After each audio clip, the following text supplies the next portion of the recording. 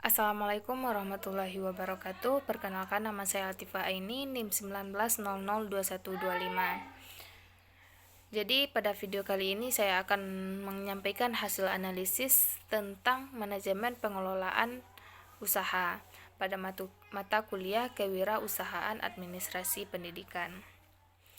Nah, di sini minimal ada 4 yang harus ada dalam manajemen pengelolaan usaha, yaitu menyangkut 4 fungsi, yakni planning, organizing, actuating, dan controlling.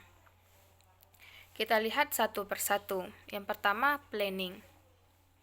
Planning merupakan rencana atau desain usaha yang akan dilaksanakan, mulai dari memikirkan, menimbang, menentukan apa, bagaimana, seperti apa, dengan siapa, dan bagaimana usaha ini akan dijalankan. Yang kedua yaitu organizing atau proses pengelompokan. Bagaimana menentukan kegiatan, penyerahan kegiatan, dan menyerahkan delegasi untuk melakukan kegiatan itu. Seperti contohnya pada bagian ini dilakukan oleh siapa, pekerjaan ini siapa yang akan mengerjakan, ini semua dilakukan oleh oleh orang yang mahir pada bidangnya masing-masing. Dan bagian ini juga sebagai pimpinan memberikan wewenang kepada bawahan kita terhadap tugas tersebut.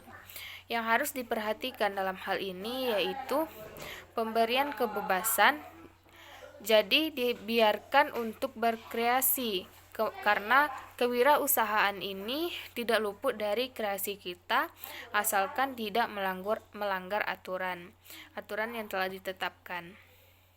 Yang kedua, memberikan kewenangan dalam pengambilan keputusan, dan yang ketiga tanggung jawab yang jelas. Yang ketiga yaitu actuating. Kita sebagai seorang pemimpin harus mampu menggerakkan bawahannya agar dapat melaksanakan pekerjaannya dengan baik. Nah, yang keempat yaitu controlling. Melakukan pengawasan agar operasi organisasi atau wirausaha dapat berjalan dengan lancar sesuai dengan apa yang sudah direncanakan di awal. Agar tujuan dapat dicapai, yang harus diperhatikan dalam konteks kontrol ini yaitu mengontrol agar sesuai dengan persepsinya, agar sesuai dengan suaranya, dan agar tidak lari dari apa yang telah direncanakan. Ada beberapa yang harus diperhatikan dalam konteks kontrol ini. Yang pertama, tujuan yang sudah ditetapkan, sudahkah tercapai? Bandingkan dengan caranya, yaitu dengan cara membandingkan rencana dengan tujuan dengan hasil yang telah dicapai. Yang kedua yaitu melakukan pengawasan terhadap sistem operasional secara keseluruhan, bandingkan dengan budget yang aktual yang sedang berjalan. Yang ketiga yaitu melakukan evaluasi terhadap hasil yang telah dicapai. Yang keempat yaitu memberikan masukan untuk perbaikan-perbaikan yang di masa yang akan datang. Ada beberapa langkah yang bisa dilakukan dalam mendesain organisasi atau bisnis, yaitu yang pertama, menetapkan tujuan dan sasaran yang jelas.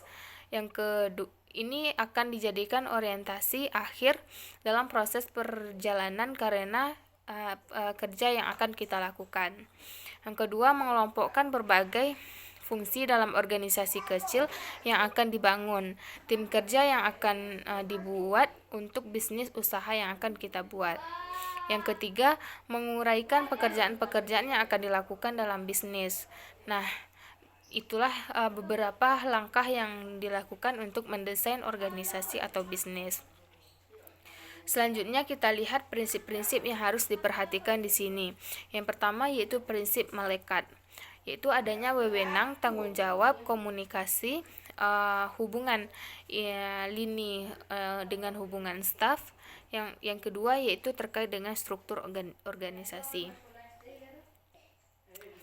Jadi kalau ada layak nanti disebut sebagai memulai atau membuka sebuah bisnis dengan organisasi yang lebih kecil, ini menjadi 5 kekayaan yang kita pikirkan sejak dini kalau ingin mencapai sumber kekayaan tertinggi yang dimiliki.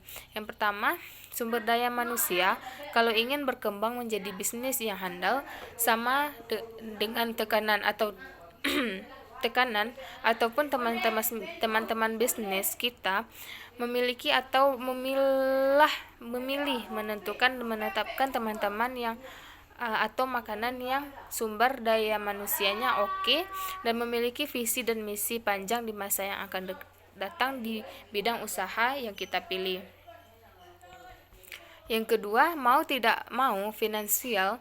Jadi bagaimana pergerakan finansial itu dibangun sejak dini, sejak sekarang mulai menabung, mulailah mencari rekanan jari-jari, dari mulai mencari sumber-sumber pendanaan, atau kalau bisa kita sudah punya tim dari sekarang untuk memulai kerja dalam rangka membangun finansial ini. Yang ketiga, sosial hubungan dengan banyak orang, karena ini akan menentukan makin gede nilai sosial yang kita miliki, semakin besar pula kemungkinan wilayah bisnis yang akan kita memberikan keuntungan buat kita. Yang keempat yaitu manajerial, persoalan pengelolaan.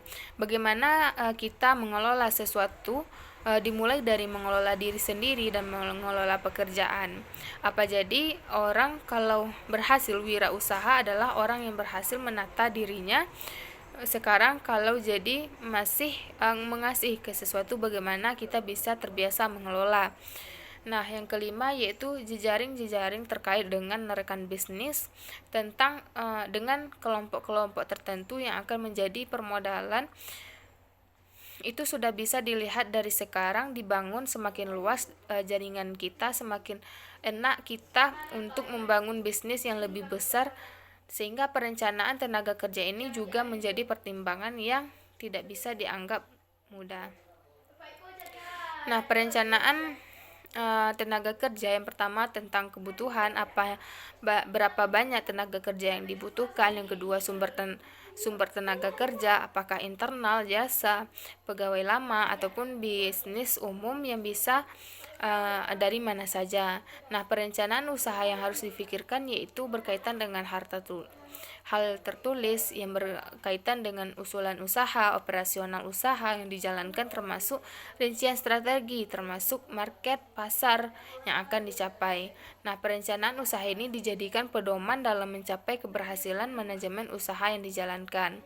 Nah, yang kedua yaitu sebagai alat untuk menunjukkan kebutuhan permodalan yang bersumber dari luar ataupun dari bank atau rekan-rekan bisnis lainnya.